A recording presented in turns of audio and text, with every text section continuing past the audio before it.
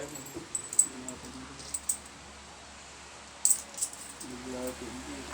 Yay. Lobat. Nalobat. Nalobat. Nalobat.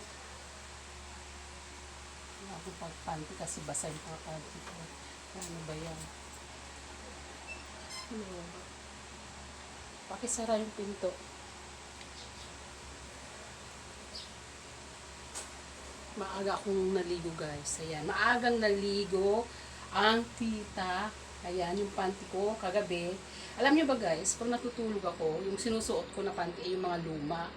Ito, katulad nito. Ayan. So, lumang panty na ito. Lost thread na siya. Tignan nyo naman. Lost thread na. Kasi pag natutulog ako, gusto ko yung suot ko ay maluwang talaga. Masarap matulog kasi pag maluwang yung mga suot mo, di ba? Katulad ng panty, tapos yung damit mo, may maluwang. Yun ang gusto ko pag natutulog ako. Para relax na relax yung pakiramdam. Diba? So, ayan. Dinabhan ko. Kasi, pag natutulog talaga ako, bago ako matulog, nag-half-bath ako. Tapos, siyempre nagpapalit ako ng mga underwear. Tapos, pag gising ko naman, ayan, mag-half-bath ako, kaya maliligo ulit ako.